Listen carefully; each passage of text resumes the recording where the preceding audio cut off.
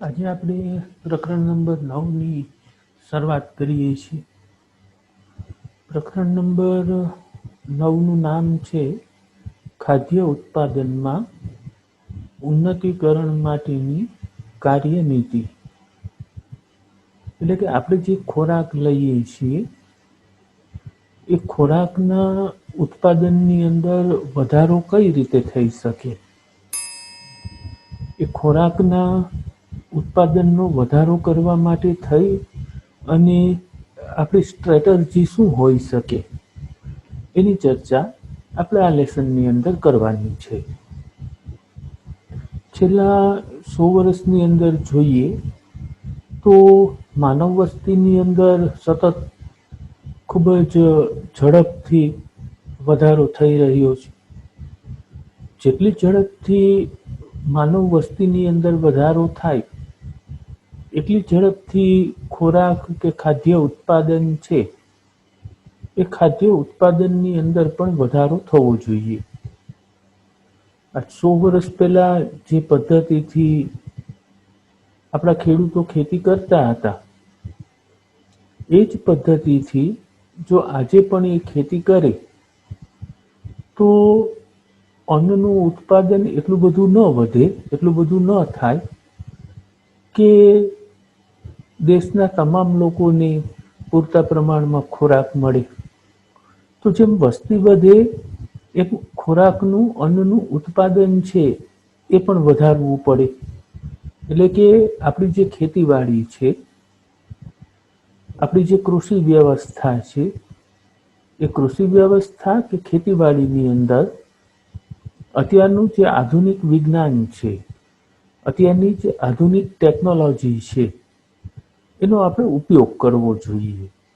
અને ખેતીવાડીની અંદર એ વિજ્ઞાનનો અને ટેકનોલોજીનો ઉપયોગ કરી અને આપણે અન્નનું ઉત્પાદન છે એ વધારવું જોઈએ, જેથી કરીને વધતી જતી જે વસ્તી છે એ વધતી જતી વસ્તીને પૂરતા પ્રમાણમાં ખોરાક છે એ મળી રહે.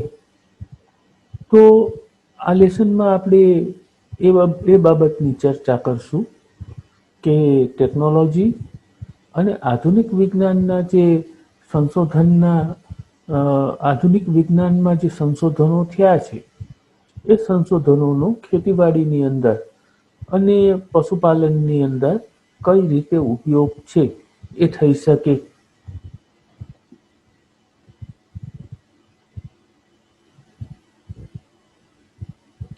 સૌથી પહેલા આપણે વાત કરીએ પશુપાલનની.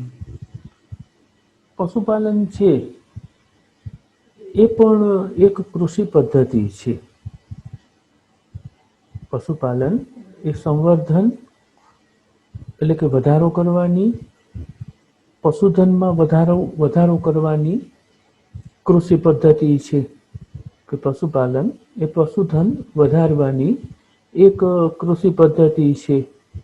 જેમ કે એ ખેડૂતો માટે એક કૌશલ્ય કે એક કળા છે. ખેડૂત છે એ ભણેલ ગણેલ નથી હોતો, એટલે એના માટે એ એક સ્કિલ છે, કૌશલ્ય છે અને એ એક કળા છે કે એ ખેતી કરે છે. અભ્યાસ નથી કર્યો છતાં પણ એ ખેતી કરે છે. પણ એ કૌશલ્ય અને કળા છે એની સાથે સાથે એક વિજ્ઞાન પણ છે. વૈજ્ઞાનિક દ્રષ્ટિથી આપણે જોઈએ તો પશુધન વધારવાની જે કૃષિ પદ્ધતિ છે એ કળા તો છે પણ સાથે સાથે વિજ્ઞાન પણ છે. પશુપાલનનો જે સંબંધ છે એ ભેંસ, ગાય, ભૂંડ, ઘોડા, ઢોર, ઘેટા, બકરી, ઊંટ જેવા પશુધનના પ્રજનન અને એમના ઉછેર સાથે છે કે જે મનુષ્ય માટે લાભદાયક છે. પશુપાલનનો વિસ્તાર છે એ આપણે વધારીએ, એને વિસ્તૃત રૂપે આપણે લઈએ તો એની અંદર મરઘાનો ઉછેર અને મત્સ્ય ઉછેર છે એનો પણ સમાવેશ થઈ જાય છે. માત્ર ગાય, ભેંસ, ભૂંડ, ઘોડા, ઘેટા, ઊંટ, બકરા એટલાનો જ પશુપાલનમાં સમાવેશ નથી થતો. પશુપાલનની અંદર મરઘા ઉછેરનો પણ સમાવેશ થઈ જાય. મત્સ્ય ઉછેર છે, માછલીઓનો ઉછેર છે એનો પણ સમાવેશ થઈ જાય. મત્સ્ય ઉછેર એટલે માછલીઓ જ નહીં, પણ માછલીઓ ઉપર મૃદુકાય પ્રાણીઓ જેવા કે સેપિયા છે, પાયલા છે, ઓક્ટોપસ છે, તો એ બધા મૃદુકાય પ્રાણીઓ અને સ્તર કવચી પ્રાણીઓ સંધિપાત સમુદાયના ઝીંગા અને કરચલા છે, એ બધાને ઉછેરવા, એને પકડવા અને એનું વેચાણ કરવું, એનો સમાવેશ એ મત્સ્ય ઉછેરની અંદર થાય છે. અતિ પ્રાચીન કાળથી મનુષ્ય છે એ મધમાખી છે, રેશમના કીડા છે, ઝીંગા છે, કરચલા છે, માછલીઓ છે, પક્ષીઓ, ભૂંડ, ઢોર, ઘેટા, ઊંટ વગેરેનો ઉપયોગ છે એમના ઉત્પાદન માટે, એટલે કે દૂધ માટે, ઈંડા માટે, માંસ માટે, ઊન માટે, રેશમ માટે, મધ માટે કરતો આવ્યો છે. પ્રાચીન કાળથી મનુષ્ય એ દૂધ, ઈંડા, માંસ, ઊન, રેશમ અને મધ મેળવવા માટે આ બધા પ્રાણીઓ અને પક્ષીઓનો ઉપયોગ છે એ કરતો આવ્યો છે. આપણી પાસે એવો એક અંદાજ છે કે વિશ્વનું 70% જેટલું પશુધન છે એ ભારત અને ચીનની પાસે છે. વિશ્વનું 70% પશુધન છે એ ભારત અને ચીનની પાસે છે. પણ વિશ્વમાં એનું ઉત્પાદનનું સ્તર છે ભારત અને ચીનનું એ માત્ર 25% છે. જ્યાં 70% પશુધન છે ત્યાં 30%, ત્યાં 25% ઉત્પાદન મળે છે. અને વિશ્વના બીજા દેશો કે જ્યાં માત્ર 30% પશુધન છે, એ ટેકનોલોજીની મદદથી, એ વિજ્ઞાનની મદદથી 75% ઉત્પાદન છે એ આપે છે. એટલે કે એકમ દીઠ ઉત્પાદન દર આપણે ત્યાં ઘણો ઓછો છે. એટલે પ્રાણી સંવર્ધન અને પ્રાણીની સંભાળની જે આપણી જે પરંપરાગત પદ્ધતિઓ છે, એ ઉપરાંત આપણે અન્ન કે ખોરાકની ગુણવત્તા અને એની ઉત્પાદકતામાં સુધારો લાવવા માટે નવા ટેકનિકલ પ્રયોગો છે એ કરવા જોઈએ. નવી ટેકનોલોજીના જે પ્રયોગો છે એ આપણે કરવા જોઈએ. પહેલા આપણે કૃષિ અને કૃષિને લગતા પશુઓનું જે વ્યવસ્થાપન છે એની વાત કરીએ. એટલે કે ખેતી અને ખેતી સાથે જોડાયેલા જે પશુઓ છે એનું જે મેનેજમેન્ટ છે એના મેનેજમેન્ટની આપણે વાત કરીએ. આપણી જે ખેતી વ્યવસ્થાપનની, કૃષિ વ્યવસ્થાપનની પારંપરિક પદ્ધતિઓ છે એમાં એક વ્યાવસાયિક દ્રષ્ટિ હોવી જોઈએ. સૌથી પહેલી બાબત એ છે કે ખેડૂત છે એ જ્યારે ખેતી કરતો હોય ત્યારે એ ખેડૂત પાસે એક વેપારી જેવી દ્રષ્ટિ છે એ હોવી જોઈએ કે આમાંથી મારે વધારે કમાવવાનું છે, આમાંથી મારે આ ખેતીમાંથી, અમારી પાસે આટલી જમીન છે તો આટલી જમીનમાંથી હું વધારેમાં વધારે અર્નિંગ છે, વધારેમાં વધારે કમાણી છે એ કઈ રીતે કરી શકું, એવી એક દ્રષ્ટિ છે એ હોવી જોઈએ.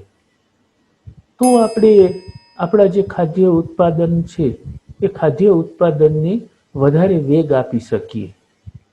એ જો એટલું જ વિચારે કે આમાંથી મારા ઘરને ચાલે એટલું ઉત્પાદન મળે એટલે ઘણું, પછી મારે વધારે કાંઈ નથી કમાવું, જો એવો દ્રષ્ટિકોણ હશે ખેડૂતનો તો એક ઉત્પાદનની અંદર વધારે વેગ છે એ નહીં આવી શકે. પણ એક વ્યાવસાયિક દ્રષ્ટિ, એક વેપારી દ્રષ્ટિ જો એની અંદર હશે કે મારે આમાંથી વધારેમાં વધારે કમાવવું છે, મારું પોતાનું તો ઘર ચાલશે, ગુજરાન ચાલશે, એટલું તો હું એમાંથી રાખી લઈશ, પણ એનાથી વધારે ઉત્પાદન લઈ અને એ ઉત્પાદન મારે બજારની અંદર વેચવું છે અને એમાંથી પૈસા મેળવવા છે, એવી જ્યારે એની દ્રષ્ટિ આવશે, એવી જ્યારે એને સમજણ આવશે કે એવી જ્યારે એને ઈચ્છા થશે, ત્યારે આપણે ઉત્પાદન છે, ખાદ્ય ઉત્પાદન છે એને વધારી શકશું. તો કૃષિ સાથે સંકળાયેલ એક ડેરી વ્યવસ્થા છે. કૃષિ સાથે સંકળાયેલ એક ડેરી વ્યવસ્થા છે કે ખેડૂત છે એ ગાય અને ભેંસ રાખે અને એનું દૂધ છે એને ડેરીની અંદર વેચે, તો એને ડેરી વ્યવસાય તરીકે ઓળખવામાં આવી. તો એ ડેરી વ્યવસ્થાનું ડેરી વ્યવસાયનું વ્યવસ્થાપન છે, મેનેજમેન્ટ છે, એ કઈ રીતે કરવું જોઈએ એની ચર્ચા છે એ આપણે કરીએ. કે ડેરી ઉદ્યોગ એ મનુષ્યના વપરાશ માટેના દૂધ અને દૂધના જે ઉત્પાદનો છે એના માટેનું પ્રાણીઓનું વ્યવસ્થાપન છે. કે ડેરી ઉદ્યોગ એ મનુષ્યના વપરાશ માટેનું દૂધ અને દૂધમાંથી થતા ઉત્પાદનો માટેના પ્રાણીઓનું વ્યવસ્થાપન છે. ડેરી ઉદ્યોગ વ્યવસ્થાપનની અંદર જે પ્રક્રિયાઓ છે અને જે પ્રણાલીઓ છે, જે સિસ્ટમ છે, એનો પહેલા અભ્યાસ કરવામાં આવે છે. કે ડેરી ઉદ્યોગ વ્યવસ્થાપનની અંદર, ડેરી મેનેજમેન્ટની અંદર જે પ્રક્રિયાઓ અને જે સિસ્ટમ છે એનો પહેલા અભ્યાસ કરવામાં આવે છે, જેથી કરીને દૂધની ઉત્પાદકતા પણ વધારી શકાય અને દૂધની ગુણવત્તા છે એ દૂધની ગુણવત્તા પણ વધારી શકાય. આજ એમ જ કોઈ વ્યક્તિને ત્યાં ગાય કે ભેંસ હોય અને રોજનું 10 લીટર દૂધ છે એ મળતું હોય અને એ 10 લીટર દૂધે 4 કે 3 કે 4 ફેટનું જ હોય, તો એ વ્યક્તિને એમાં કંઈ મળશે નહીં. પણ ડેરી મેનેજમેન્ટ દ્વારા આપણે એવી પ્રક્રિયાઓ અને એવી સિસ્ટમ છે એને આપણે સ્થાપિત કરીએ કે 10 લીટરને બદલે 20 લીટર દૂધ મળે, એટલે ઉત્પાદનમાં વધારો છે. અને જે 3 થી 4 ફેટનું દૂધ છે એને બદલે એને 6 થી 7 ફેટનું દૂધ મળે, એટલે કે એની ગુણવત્તા છે એ ગુણવત્તામાં પણ વધારો થયો. તો જ્યારે ઉત્પાદનની અંદર વધારો થાય અને ગુણવત્તાની અંદર પણ વધારો છે એ થાય, ત્યારે એ ખેડૂતની આવક છે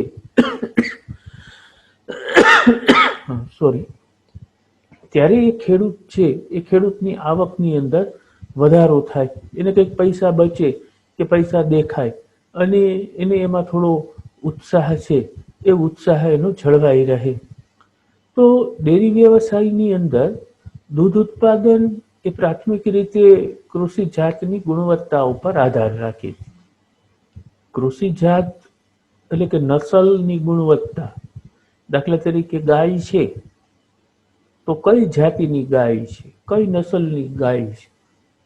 ગીરની ગાય છે, સામાન્ય એજ વિસ્તારની ગાય છે. ભેંસ છે તો એ જાફરાબાદી ભેંસ છે કે કયા વિસ્તારની ભેંસ છે.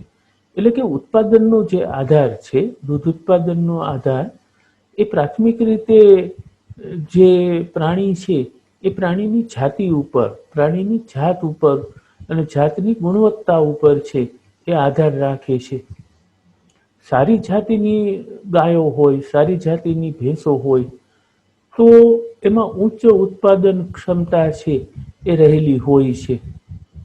એમાં ઉચ્ચ ઉત્પાદન ક્ષમતા રહેલી હોય છે અને એની રોગ પ્રતિકારકતા છે એ રોગ પ્રતિકારકતા પણ સારી હોય છે. એટલે સારી ઉત્પાદન ક્ષમતા મેળવવા માટે થઈ અને પશુઓની સાર સંભાળ કે જેમાં એને રાખવાની સારી વ્યવસ્થા હોય, સારી જગ્યાએ આપણે એને રાખતા હોય, એને પૂરતા પ્રમાણમાં પાણી અને પૂરતા પ્રમાણમાં ખોરાક અને રોગમુક્ત વાતાવરણ છે એ હોવું જોઈએ. પશુઓને આહાર આપવાની અંદર, પશુઓને ખોરાક આપવાની અંદર એક વૈજ્ઞાનિક દ્રષ્ટિકોણ છે એ વૈજ્ઞાનિક દ્રષ્ટિકોણ આપણી અંદર હોવો જોઈએ. જેમાં ઢોરને આપવામાં આવતો જે ચારો છે એ ચારાની ગુણવત્તા અને ચારાનો જે જથ્થો છે, માત્રા છે, એના ઉપર આપણે વધારે ભાર છે આપવો જોઈએ. જો આપણે સારી ગુણવત્તાવાળો ખોરાક આ પ્રાણીઓને આપશું તો એ આપણને સારી ગુણવત્તાવાળું ઉત્પાદન છે એ આપશે. એટલે સારી ગુણવત્તાવાળો અને વધારે પ્રમાણમાં ખોરાક છે એ આપણે એને આપવો જોઈએ. આ ઉપરાંત પશુને દોહવાની, દૂધ અને દૂધમાંથી બનાવટોનો સંગ્રહ કરવાની અને એનું પરિવહન થાય, એટલે કે ગામડેથી એ ડેરી સુધી પહોંચે, એ દરમિયાન સફાઈ અને સ્વાસ્થ્ય છે એ પણ મહત્વ ધરાવે છે. સફાઈ અને સ્વાસ્થ્ય માત્ર પશુનું નહીં, પણ જે પશુની દેખભાળ કરતા હોય, પશુની રખેવાળી કરતા હોય, એ બંનેનું સ્વાસ્થ્ય છે એ મહત્વનું છે.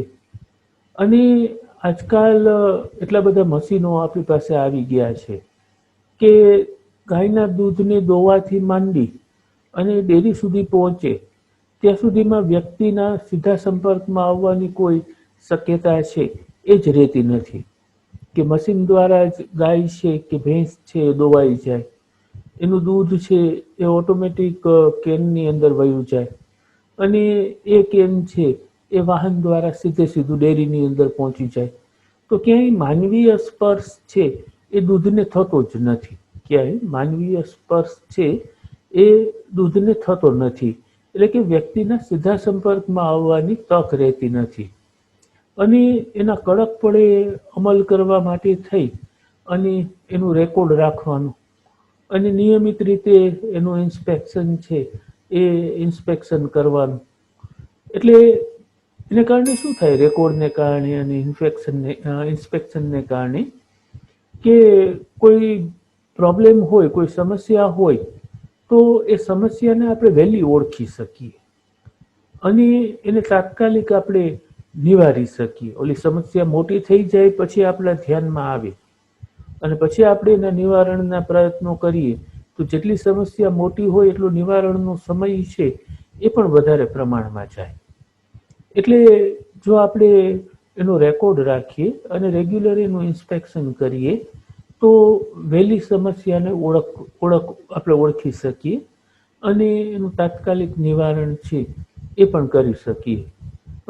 પશુ ડૉક્ટર છે એની નિયમિત મુલાકાત અનિવાર્ય રહે.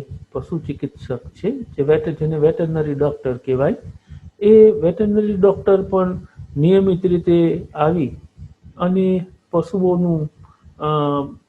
પશુઓની ચકાસણી કરી જાય દર 15 દિવસે, મહિના દિવસે, કે પશુની અંદર કોઈ રોગ કે કોઈ અસામાન્ય લક્ષણો જોવા નથી મળતા ને, એની ચકાસણી છે એ પણ નિયમિત રીતે પશુ ડૉક્ટર દ્વારા થવી જોઈએ. હવે આપણે વાત કરીએ મરઘા ઉછેર વ્યવસ્થાપનની, જેને પોલ્ટ્રી ફાર્મિંગ તરીકે ઓળખવામાં આવે, અથવા જેને પોલ્ટ્રી ફાર્મ મેનેજમેન્ટ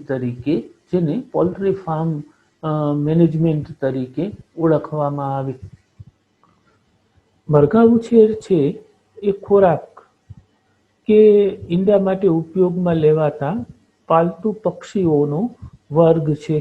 આ એક પક્ષીઓનો વર્ગ છે કે જે પક્ષીઓના ઈંડાનો ખોરાક તરીકે ઉપયોગ થાય છે, કે જે પક્ષીઓના માંસનો ખોરાક તરીકે ઉપયોગ થાય છે. એટલે મરઘા ઉછેર એ ખોરાક કે એમના ઈંડા માટે ઉપયોગમાં લેવાતા પાલતુ પક્ષીઓનો વર્ગ છે. તે લાક્ષણિક રીતે મરઘા અને બતક, એમાં ક્યારેક ટર્કી અને હંસનો પણ સમાવેશ થાય છે. મરઘા ઉછેરની અંદર લાક્ષણિક રીતે મરઘા અને બતક છે એનો જ ઉછેર થતો હોય છે, પણ એક ટર્કી નામનું પક્ષી છે અને હંસ નામનું પક્ષી છે એનો પણ સમાવેશ છે એ કરવામાં આવે છે. આપણા મનમાં એવું છે કે પોલ્ટ્રી શબ્દનો અર્થ છે એ માત્ર પક્ષીઓના માંસ મેળવવા માટે જ છે. આપણા મનમાં પોલ્ટ્રી કે મરઘા ઉછેરનો અર્થ માત્ર બહુ લિમિટેડ છે, કે પક્ષીઓનું માંસ મેળવવા માટે જે કરવામાં આવે એને પોલ્ટ્રી તરીકે અથવા મરઘા ઉછેર તરીકે ઓળખવામાં આવે. પણ એને થોડા વિશાળ વ્યાપક અર્થમાં જોઈએ તો એ અન્ય પક્ષીઓના માંસને પણ એમાં સંદર્ભિત કરી શકાય. એ ટર્કી છે, હંસ છે, એને પણ એમાં આપણે સમાવેશ છે એ કરી શકીએ. ડેરી ઉદ્યોગની અંદર રોગમુક્ત અને યોગ્ય જાતિની પસંદગી છે એ જરૂરી છે. ત્યાં પણ કઈ જાતિની મરઘીઓ છે એ રાખવામાં આવી છે, કઈ જાતિના બતક છે એ રાખવામાં આવ્યા છે, એ મહત્વનું છે. એટલે કે યોગ્ય નસલ કે યોગ્ય જાતની પસંદગી એ જરૂરી છે. યોગ્ય અને સલામત ફાર્મની પરિસ્થિતિ છે એ ત્યાં હોવી જોઈએ. એને યોગ્ય ખોરાક અને પાણી છે એ પક્ષીઓને આપવા જોઈએ, અને એની સ્વચ્છતા અને સ્વાસ્થ્ય છે એ મરઘા ઉછેર વ્યવસ્થાપનના એ મરઘા ઉછેર વ્યવસ્થાપનના અગત્યના પાસા છે. એટલે કે મરઘા ઉછેરમાંથી આપણે વધારે ઉત્પાદન મેળવવું હોય તો રોગમુક્ત અને યોગ્ય જાતની પસંદગી થવી જોઈએ. યોગ્ય અને સલામત ફાર્મની પરિસ્થિતિ છે એ ફાર્મની પરિસ્થિતિ છે યોગ્ય અને સલામત હોવી જોઈએ. ત્યાં રહેલા પક્ષીઓની યોગ્ય ખોરાક પાણી એ મળવું જોઈએ, ત્યાં સ્વચ્છતા હોવી જોઈએ, અને એ બધા પક્ષીઓનું સ્વાસ્થ્ય છે એ સારું રહે એ હોવું જોઈએ. તો આપણને મરઘા ઉછેરમાંથી વધારે પ્રમાણની અંદર ઉત્પાદન છે એ વધારે પ્રમાણમાં ઉત્પાદન એ મળી શકાય. એક થોડા સમય પહેલા તમને કદાચ યાદ હોય તો બર્ડ ફ્લૂ નામનો એક વાયરસ આવે. એ બર્ડ ફ્લૂ વાયરસ છે એ પક્ષીઓની અંદર જોવા મળે, અને પક્ષીઓમાંથી એ વાયરસ છે એ માનવની અંદર સંક્રમિત થતો હતો. એટલે માનવ જાતિ ઉપર એનું જોખમ છે એ વધી ગયું હતું, અને એને કારણે ઘણા બધા મરઘાઓ કે પક્ષીઓ છે એને મારી નાખવામાં આવેલા. અને એ સમયની અંદર ચિકન છે, મરઘીનું જે માંસ છે અને મરઘીના જે ઈંડાઓ છે એના વપરાશની અંદર પણ ઘણો બધો ઘટાડો છે એ ઘટાડો થઈ ગયો હતો. જો પક્ષીઓને પહેલેથી યોગ્ય રસી આપવામાં આવી હોય તો આ પરિસ્થિતિ છે એ નથી આવી શકતી.